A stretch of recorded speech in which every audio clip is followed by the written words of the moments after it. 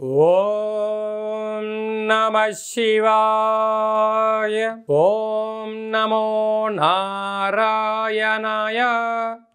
కర్మ నివారణ నరదృష్టి నివారణ కాల భైరవాయ నమో నమః. ఓం వజ్రనకాయ విద్మహే తీక్షణ దగ్గుష్ఠాయ ధీమహి తన్నో లక్ష్మీ నవనారసింహస్వామి ప్రచోదయాతు. హరి ఓం. మా ఛానల్కి స్వాగతం. చూస్తున్న వీక్షకులకు, ప్రేక్షకులకు, ప్రియ కాల భైరవ భగవద్బంధులకి స్వాగతం పలుకుతూ, జ్యోతిష్య అభిమానులకు, సనాతన ధర్మ సంరక్షకులు అందరికీ కూడా నరసింహస్వామి వారి యొక్క జయంతి శుభాకాంక్షలు. అందరిపైనను కరుణ, కటాక్ష, దయ కలిగించాలని కోరుకుంటూ ఆశీర్వచనం. 1/5/2025 నుండి 15/5/2025 వరకు పుట్టినటువంటి వారందరికీ కూడా జన్మదిన శుభాకాంక్షలు. అలాగనే ద్వాదశ రాశుల్లో గ్రహ గమనాన్ని ఒకసారి వీక్షింపచేద్దాం. మేషరాశిలో రవి భగవానుడు ఏడాది తర్వాత సంచార స్థితి.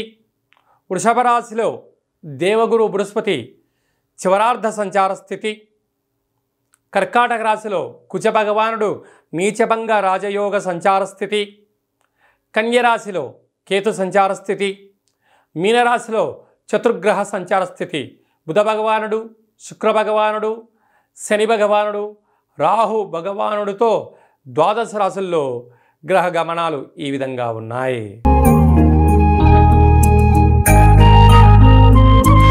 కుంభరాశి వారికి ఏలనాటి శని చివరార్ధ సంచార స్థితి ఉండగా, శ్రీ నరసింహస్వామి యొక్క జయంతి సందర్భంగా ఎలాంటి విధి విధానాలు పాటించాలో ఈ వీడియోలో సవివరంగా సంపూర్ణంగా తెలుసుకుందాం. కుంభరాశిలో ఏ నక్షత్రాలు వస్తాయిగా? ధనిష్ట నక్షత్రంలోని 3వ పాదం, 4వ పాదం, శతభిష నక్షత్రంలో 4 పాదాలు, పూర్వభాద్ర నక్షత్రంలో 1, 2, 3 పాదాలు కలిపితే కుంభరాశి అవడం జరుగుతుంది. రాశాధిపతి శని భగవానుడు. వీరికి ఏలనాటి శని చివరార్ధ సంచార స్థితిలో ధనస్థానంలో చతుర్గ్రహ సంచార స్థితి ఉండడం వలన బుద్ధికారకుడు బుధుడు, కళత్రకారకుడు శుక్రుడు, ఆయుకారకుడు శని భగవానుడు, నర దృష్టి వాస్తు దృష్టి అయిన రాహు ఉండడం వలన ధనపరమైన స్వల్పమైన ఆటంకాలు, ఇవి శాశ్వతం కాదు అని చెప్పి గమనించాలి. అలాగనే ఏడాది తర్వాత రవి తృతీయలో సంచారం చేయడం వల్ల తల్లిదండ్రులతో, గురువులతో సఖ్యతగా ఉండండి. అర్ధాష్టమ గురువు వెళ్ళిపోతూ మీకంతా మంచే చేయిస్తాడు. కనుక నరసింహస్వామి వారికి పసుపు రంగు కలిగినటువంటి పట్టు వస్త్రాలను సమర్పించడం, మన కింద చెప్పుకున్నటువంటి విధానంగా పాలలో నవధాన్యాలను వేసి బ్రాహ్మణుడికి దానం ఇవ్వడం కానీ, శివుడికి రుద్రాభిషేకం చేయడం కానీ, గోమాతకు పెట్టడం వలన విపరీతమైన రాజయోగం కుంభరాశి వారి సొంతం కాబోతుంది. 6వ స్థానంలో కుజుడు ఉండడం వల్ల స్థిరాస్తులు, చరాస్తులు, వ్యాపారాలు, అభివృద్ధి, అన్నింటా విజయం కుంభరాశి వారి సొంతం కాబోతుంది. అష్టమంలో కుజుడు అష్టమంలో ఉండబడే కేతు చివరార్ధ సంచార స్థితిలో ఉండడం వల్ల ఇలాంటి విషయాల్లో తొందరపాటు నిర్ణయాలు వద్దు. స్వల్పమైన ఆటంకాలు ఉండినను సత్ప్రవర్తన, జ్ఞానము, ఆధ్యాత్మిక చింతనతో ఉండండి. విపరీతమైన రాజయోగానికి అపార కుబేర సంపన్నులు కాబోతున్న కుంభరాశి వారికి ఓపిక, పట్టుదల ఎంత అవసరమో ఇలాంటి కాల సమయంలో మౌనం కూడా అంతే అవసరం చెప్పి గమనించాలి. రియల్ ఎస్టేట్ వ్యాపారస్తులు, నూనె వ్యాపారాలు, ఐరన్ వ్యాపారాలు, నీటి వ్యాపారాలు, ఎక్స్పోర్ట్స్ అండ్ ఇంపోర్ట్ బిజినెస్ చేసేవారు అందరికీ కూడా సాఫ్ట్వేర్, హార్డ్వేర్ ఉద్యోగస్తులకు ఓపిక అవసరం అని చెప్పి గుర్తు పెట్టుకోగలగాలి. 1వ తారీఖు 5వ నెల 15వ తారీఖు లోపల ఎలాంటి మనము విజయాలు సాధించాలో ఈ వీడియోలో సవివరంగా సంపూర్ణంగా చెందుకున్నాం. శాస్త్రంలో మనకు ఏమని చెప్పారయ్యా అంటే ఆమా కావై అన్నారు. వైశాఖ మాసం అనగానే పండగలు, పర్వదినాలు, యజ్ఞాలు, యాగాలు, గృహప్రవేశాలు, దేవతా కళ్యాణ మహోత్సవ కార్యక్రమాలు, దేవతల యొక్క జయంతిని చాలా మనం అద్భుతంగా చేసుకుంటూ ఉంటాం. అలాగనే మనకు వైశాఖ మాసలో శుద్ధ పూర్ణిమకు ఒకరోజు ముందుగా శ్రీ నరసింహస్వామి వారి యొక్క జయంతి. కనుక మనం అందరము కూడా నరసింహస్వామి వారిని తులసిమాలలతో స్వామివారిని అలంకరించుకుందాం, స్వామివారికి ఆశీస్సులు పొందుదాం, స్వామివారి యొక్క జయంతి మహోత్సవ కార్యక్రమంలో పాల్గొందాం.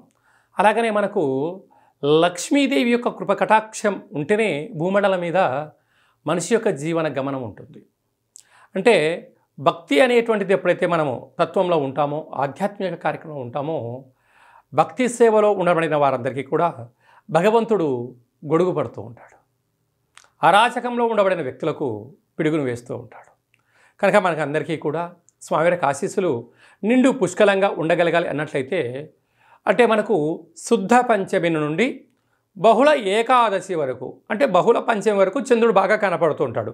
కొందరికి పరిస్థితి అనుకూలంగా లేని వారందరికీ కూడా ఓ చిన్న వెసులుబాటు కార్యక్రమం ఏమిటయ్యానగా, రాత్రిపూట చీకటి పడ్డాక చంద్రభగవానుడు వచ్చిన తర్వాత ఒక వెడలపాటి పాత్రలో ఒక గ్లాసు పచ్చిపాలు, ఆవు పాలు కానీ ఏ పాలైనా కూడా, ఆవు పాలు అయితే మరి శ్రేయోదాయకం.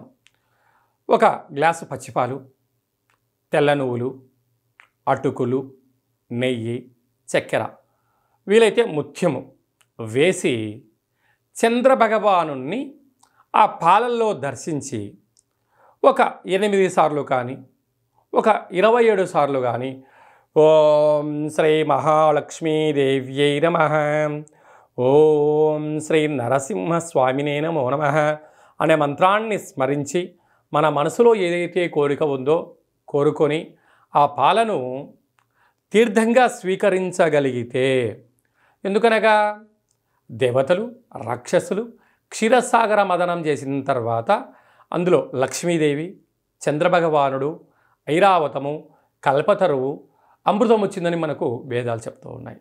అలాంటి అమృతాన్ని ఏర్పాటు చేసుకొని చంద్రభగవాన్ని దర్శించి అలా తీర్థం తీసుకోవడం వలన సంవత్సరాంతము మనకు అద్భుతమైనటువంటి లక్ష్మీ కటాక్షము, మనశ్శాంతి, ఆయువృద్ధి కలుగుతుందని చెప్పి కూడా గమనించాలి. అదే కాకుండా ఇంకనూ మనము అద్భుతమైనటువంటి విజయం సాధించగలగాలి అన్నట్లయితే ఈ యొక్క పాత్ర కంచు పాత్ర అంటారు. కంచు మోగినట్టు కనకంబు మోగదు గధరా సుమతి అని చెప్తూ ఉంటారు. అలాగా ఇలా మనం శబ్దం చేయగానే ఓంకార శబ్దం రావడం ప్రారంభించడం.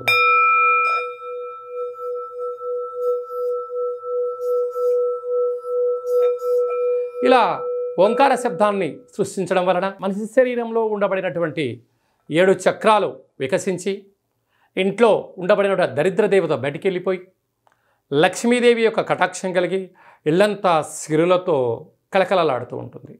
కనుక మనమందరము కూడా ఈ అక్షయ పాత్రను ఇంట్లో ఉంచుకుందాం. కావాలనుకున్న వారు కింది నెంబర్ సంప్రదించినట్లయితే అక్షయ పాత్రతో పాటు ఒక కాలభైరవ హోమము, ఒక 20 రకాల వస్తువులతో, 16 రకాల కూరగాయలతో శాకాంబరి దిష్టి దిగించి మీకు పంపించడం జరుగుతుంది. కనుక స్వామివారి ఆశీస్సులు పొందుతాం. అద్భుతమైన అష్ట కష్టాలకు స్వస్తి పలుకుతాం. అలాగే మీ వ్యక్తిగత జాతకం తెలుసుకోవాలనుకుంటున్నారా? మీరు పుట్టినటువంటి తేదీ, నెల, సంవత్సరం, సమయం మీరు రాసి వాట్సాప్లో పంపించగలిగినట్లయితే 100 సంవత్సరాల జాతకాన్ని సవివరంగా సంపూర్ణంగా వ్రాసి పంపించి మీరు పుట్టినప్పుడు గ్రహ గమనాలు ఎలా ఉన్నాయి, ప్రస్తుతం ఎలా ఉంటున్నాయి, రాబోయే కాలం ఎలా ఉండబోతున్నాయో సవివరంగా సంపూర్ణంగా తెలియజేయడం జరుగుతుంది.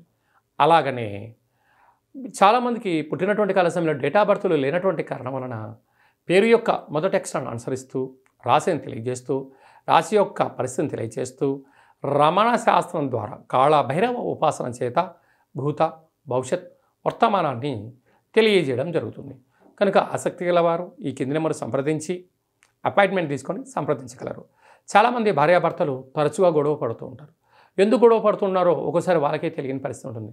జాతకంలో స్వల్పమైనటువంటి ఇబ్బందులు, గ్రహ దోషాలు, అలాంటప్పుడు వారిద్దరూ పాలు నీళ్ళలాగా కలిసేటువంటి సలహాలు సూచనలు ఇవ్వడం జరుగుతుంటుంది.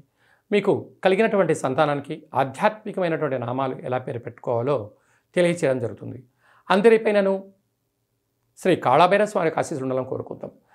మన యొక్క కాళభైరవ స్వామి యొక్క దేవాలయంలో 4 మంగళవారాలు, 4 శనివారాలు, శుద్ధాష్టమి, పూర్ణిమ, బహుళాష్టమి సందర్భంగా కాళభైరవ హోమ కార్యక్రమాలు జరుగుతూ ఉంటుంటాయి. కనుక మీరు జాతకం చెప్పించుకున్న వారందరికీ కూడా కాళభైరవ స్వామికి అర్చన, హోమ కార్యక్రమాలను చేయించడం జరుగుతుంది. కనుక మనందరం కూడా స్వామిని స్మరిద్దాం, ధ్యానిద్దాం, అష్ట కష్టాలకు స్వస్తి పలుకుతాం, అష్టైశ్వర్యకి స్వాగతం పలుకుతాం. అందరికీ శుభం, జయం, లాభం కలగాలని కోరుకుంటూ ఆశీర్వచనం. ఓం శతమానం భవతి శతాయు పురుష సతేంద్రియ ఆయుష్యేవేంద్రియే ప్రతిష్టతి ధనం ధాన్యం బహుపుత్రలాభం శత సంవత్సరం దీర్ఘమాయు సర్వే జనా సుఖినో భవంతు లోకా సమస్తా సుఖినో భవంతు సర్వం శ్రీ నరసింహస్వామి దేవతార్పణమస్తు. హరి ఓం.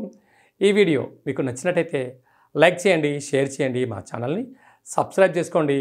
ఆధ్యాత్మిక భక్తి సమాచారాన్ని భగవద్బంధువులకు మిత్రులకు చేరవేయండి.